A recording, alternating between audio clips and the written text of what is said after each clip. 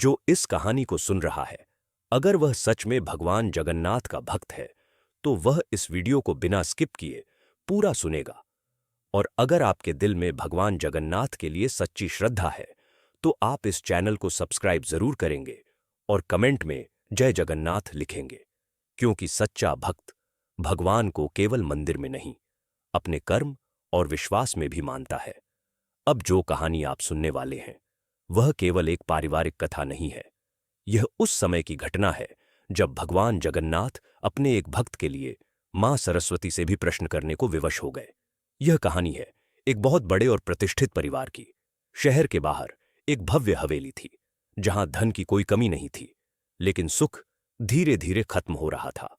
उस घर के मालिक थे देवदत्त राय, सम्मानित व्यापारी, शांत स्वभाव और परिवार को बहुत मानने वाले इंसान। देवदत्त राय की पहली पत्नी बहुत दयालु और धार्मिक थीं, लेकिन अचानक एक बीमारी ने उन्हें छीन लिया। उस समय उनका बड़ा बेटा आरव सिर्फ 10 साल का था। मां की मृत्यु ने आरव के मन पर ऐसा आघात डाला कि वह भीतर से टूट गया। वह ज्यादा बोलता नहीं था, अक्सर अकेले बैठा रहता और हर बात को बहुत भोलेपन से स्वीकार कर लेता। कुछ वर्षों बाद देवदत्त राय ने दूसरी शादी की, एक सुंदर, तेज तर्रार और चालाक स्त्री से। उसका नाम था सुलोचना। वह अपने साथ एक बेटा लाई, विक्रम, जो आरव की ही उम्र का था। दोनों लड़के 19 साल के थे, लेकिन स्वभाव बिल्कुल अलग। आरव सीधा, सरल, शांत और मानसिक रूप से अभी भी अपनी मां के जाने के सदमे से पूरी तरह उबर नहीं पाया था। विक्रम चालाक, तेज दिमाग, घमंडी, बिगड़ा हुआ और हमेशा अपने फायदे के बारे में सोचने वाला। सुलोचना बाहर से आरव को बहुत प्यार दिखाती थी, सबके सामने कहती, यह भी मेरा ही बेटा है। लेकिन घर के अंदर स्थिति बिल्कुल उलटी थी। आरव को हमेशा कम खाना, पुराने कपड़े और ज्यादा काम। विक्रम को नई चीजें, आजादी और मां का अंधा समर्थन। अगर आरव से कोई गलती होती तो सुलोचना उसे घंटों ताना देती। अगर वही गलती विक्रम करता तो कहती, बच्चा है, सीख जाएगा। धीरे धीरे सुलोचना और विक्रम मिलकर आरव को मानसिक रूप से और तोड़ने लगे। कभी उसके कमरे की चीजें गायब, कभी उसके नाम से गलत बातें, कभी पिता के सामने झूठी शिकायतें। देवदत्त राय कभी सच्चाई समझ नहीं पाए, क्योंकि सुलोचना उनके सामने बहुत आदर्श मां बनी रहती थी। आरव इतना भोला था कि उसे यह भी समझ नहीं आता था कि उसके साथ गलत हो रहा है।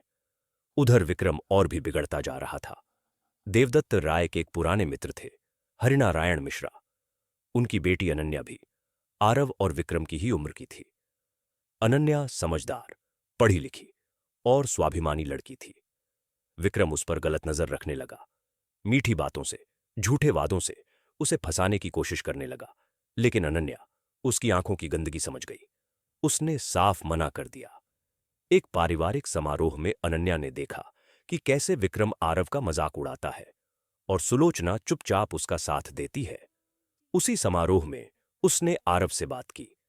आरव की आंखों में कोई चाल नहीं थी, सिर्फ डर और यह भावना कि शायद मैं ही गलत हूं। अनन्या को सच्चाई समझ में आ गई। उसी दिन सुलोचना ने आरव को अलग बुलाया। उसने साफ कहा, इस घर की सारी संपत्ति मेरे बेटे की होगी, तू समझदारी दिखा और बीच में मत आ। आरव की आवाज कांप गई। उसने पहली बार अपनी पीड़ा किसी के सामने रखी। उसने बताया कि मां के जाने के बाद वह भीतर से टूट गया है। उसे समझ नहीं आता कि कौन अपना है और कौन पराया। अनन्या की आंखों में आंसू आ गए। उसने आरव से कहा, अगर तुम्हें सच में सही और गलत का ज्ञान चाहिए तो भगवान जगन्नाथ से प्रार्थना करो।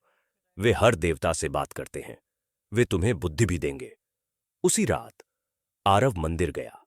उसने कुछ नहीं मांगा, बस कहा, प्रभु, अगर मैं गलत हूं तो मुझे समझ दीजिए, और अगर मेरे साथ अन्याय हो रहा है तो मुझे सत्य देखने की शक्ति दीजिए। कहते हैं, जब यह प्रार्थना पहुंची तो भगवान जगन्नाथ मौन नहीं रहे। कथा कहती है, जब सच्चाई कमजोरी समझ ली जाए और जब एक भोला भक्त अपनी पीड़ा को भी ईश्वर के चरणों में शब्दों में नहीं, आंसुओं में रख दे, तब भगवान मौन नहीं रहते। कथा कहती है, उसी रात भगवान जगन्नाथ मां सरस्वती के पास गए। भगवान जगन्नाथ गंभीर थे। उनकी आंखों में क्रोध नहीं, पर एक टीस थी। उन्होंने कहा, मां, मेरे भक्त को ज्ञान क्यों नहीं मिला? वह भोला है, कमजोर है, दुनिया की चालें नहीं समझता, पर उसका मन शुद्ध है, तो फिर वह अज्ञान में इतने वर्षों तक क्यों भटका? मां सरस्वती शांत थीं। उनका स्वर कोमल था, पर सत्य से भरा। उन्होंने कहा, प्रभु, ज्ञान जबरन किसी को दिया नहीं जाता, वह मांगा जाता है। जिस दिन मन तैयार हो, उसी दिन बुद्धि उतरती है। भगवान जगन्नाथ कुछ पल मौन रहे, फिर उनका स्वर कठोर हुआ, पर वह कठोरता अहंकार से नहीं, करुणा से जन्मी थी। उन्होंने कहा, अब मांगा गया है, और जब मेरा भक्त टूटे मन से मुझे पुकारे तो उसे खाली नहीं लौटना चाहिए। मेरा भक्त अज्ञानी रहे, यह स्वीकार है, पर उसका भोलेपन का दुरुपयोग हो, यह नहीं। मां सरस्वती मौन हो गईं। कथा कहती है, उस मौन में न कोई हार थी, न कोई जीत, वहां केवल कर्तव्य था। मां सरस्वती ने नेत्र बंद किए और अपना आशीर्वाद आरव की चेतना में उतार दिया। अगली सुबह जब आरव जागा तो वह वही व्यक्ति था, पर वही नहीं। उसका चेहरा शांत था, पर अब उसमें भ्रम नहीं था। उसकी आंखों में डर नहीं था, पर निरीक्षण था। वह चुप था, पर मूर्ख नहीं। उसकी बातें धीमी थीं, पर साफ थीं, साधारण थीं, पर तर्कपूर्ण थीं। पहली बार उसने घटनाओं को अलग अलग नहीं, एक सूत्र में देखा। उसे याद आया, कौन सी गलती संयोग नहीं थी, कौन सा अपमान मजाक नहीं था, और कौन सा प्रेम केवल अभिनय था। उसी दिन उसने निर्णय लिया, न बदले का, न घृणा का, सिर्फ सत्य का। जब वह अपने पिता देवदत्त राय के सामने खड़ा हुआ तो उसकी आवाज न कांपी। उसने एक एक प्रमाण रखा, कागज, लेखें, दिनांक और गवाह। हर बात शांत स्वर में, बिना आरोप के, बिना आंसू के। देवदत्त राय सन्न रह गए। उन्हें लगा जैसे वर्षों बाद उन्होंने अपने बेटे को सच में देखा हो। सुलोचना बोलना चाहती थी, पर शब्द साथ नहीं दे रहे थे। विक्रम गुस्से में था, और वही गुस्सा उसका सच बन गया। उस दिन न कोई चिल्लाया, न कोई रोया, बस एक निर्णय हुआ। उसी दिन सुलोचना और विक्रम उस घर से बाहर चले गए। कोई अपमान नहीं, कोई हिंसा नहीं, सिर्फ न्याय। समय बीता, घर में फिर से प्रकाश लौटा। आरव ने अनन्या से विवाह किया। यह विवाह समझौता नहीं था, यह समान मूल्यों का मिलन था। देवदत्त राय ने पहली बार सुकून की सांस ली।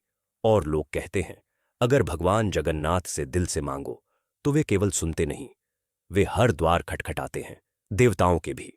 वे धन दिला सकते हैं, स्वास्थ्य लौटा सकते हैं, आयु बढ़ा सकते हैं, और बुद्धि भी, क्योंकि भगवान जगन्नाथ के लिए सबसे बड़ा धर्म अपने भक्त की रक्षा है।